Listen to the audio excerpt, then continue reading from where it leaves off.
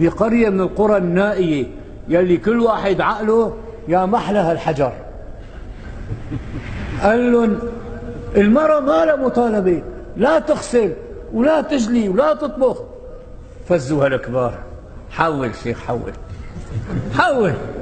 قالوا شو يعني؟ يعني نصمدهم هيك نحطهم على الرف؟ يعني ام قاسم حطها هيك على الرف ما تشتغل ولا تطبخ ولا تطعم؟ مين بده يطعميني لكان؟ فخاطبوا الناس على قدر عقولهم. أتحبون أن يكذب الله ورسوله؟ فالعامي اللي قاعد يوم بتقول له انه المرأة غير مطالبة، فك عن حجرنا يا مين قال الشيخ؟ بلا شيخ بلا فريخ يا نعم. فلأنه شيء ما بيجيبوا عقله،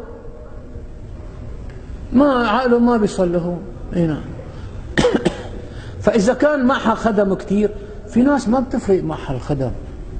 في ناس هلا ليش كفارة اليمين إطعام 10 مساكين أكلتين مشبعتين من أوسط ما تطعمون أهليكم.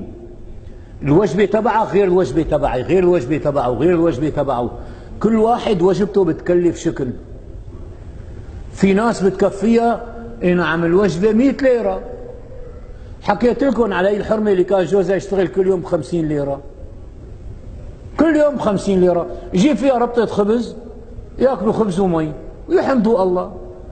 عاشوا هن وياه يعني سن زمان، مات الزلمه، انت قالت له يا ربي دخيلك يعني، ما كنا مستورين بال50 ليره.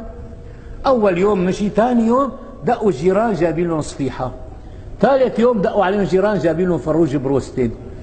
قالت له يا ربي دخيلك، هذا الزلمه كان واقف بوش الرزقه تبعنا معناتها، منيح اللي اخذته. صرنا ناكل. هلا شوف الارامل والايتام احلى اكل بياكلوا، خاصة الأرامل سيكارتها هالطول. نعم. بتلاقي باكيتها بجيبتها بشنطايتها وبتدخن ومن أحلى ما يكون. قصة هيك إذا قعدت تشكيلك. مرة فاتت وحدة على بيتنا، لك شلون دفشت الباب فاتت ما بعرف، وأنا قاعد على العظم بالأواعي الداخلية، بنطلون طويل بس على قد بدني ما بقابل في حدا. ارقد بقى، وين في جلابية البسها، وين في خراطة الصلاة استر حالي فيها. فاتت والله قاعدين. قال شيخ أنا قاصدة الله وقصدتك خير إن شاء الله. طالعت باكيت نعم المالبورو من الشنتايتها، قداحها رونسون، حطت السيكارة. أول شيء نفضتها هيك على إيدها على باهمها، حطتها هيك، فتحتها من نصها طلع نار، شعلتها نفختين ثلاثة، بعدين صارت تعمل لها هيك بالجو طالع دويرات، وأنا قاعد عم فرج عليها. قال شيخ بدك تسجلني، أنا مسجل بجمعية خيرية، بدك تسجلني بجمعية ثانية. قالوا لي إيدك واصلة وبتعرف جمعيات تليور على راسي. مين أي جمعية بدك؟ قالت لي الجمعية الفلانية. دقيت تليفون والله، قال الأستاذ محمد مرحبا اللي أهلين. قلت له جاي لعندك، شو اسمك عمي؟ قالت لي فلان. قلت له جاي عندك فلانة، بس تصل قلعة. قالت لي أنا ليش جاي لعندنا؟ لك حا باكيتك بيفتح بيت. شو باكيت؟ إيه نعم مالبورو جاي، هذا لسه هذا البيقلب لورا الكرتون، قال اغلى من الورق العادي. يعني هذا الشحادين، هاي الشحادين.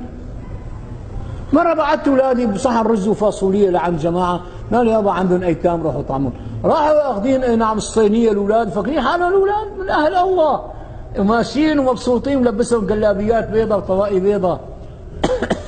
فاتوا لعند هدول الفقره لقوا عم ياكلوا اوزي ورباتهم قشطه. اي والله. قالت بس سلم لي على ابوك، قول له اذا ما عنده عشاء ابعث له. لا يا عمو عنا والله سبحانه وتعالى ساترنا. الرز والفاصوليا اللي عم اكلهم اي نعم، بس نحن قد هالنعمه هي. انت طلع رغيف الخبز، رغيف لما تحطه على فخدك بدك تاكل، عرف انه اشتغل فيه 360 روح. اولهم سيدنا ميكائيل الموكل بتسيير السحاب، واخرهم الخباز. لما بتحط هنا عم تكون عم تاكل رز وفاصوليه، الرز هذا قد ايش اشتغلوا في عالم مشان وصل لعندك على البيت. معلقه السمنه قد ايش اشتغلوا فيها عالم، الشعيريه قد ايش اشتغلت فيها عالم، الغاز لحتى وصل لعندك قد ايش اشتغلوا في عالم، والفاصوليه قد ايش ناس زرعت وناس حصدت، واللحمه اللي فيها قد ايش اشتغلوا فيها اللحامه. صاروا مئات الالوف اللي شاغلين صحن رز وصحن فاصوليه. قل له الولد تعال كول يابا. اي والله طلعت مناخيرنا. اي نعم، ما مجا على بالي. اي نعم. الله أكبر.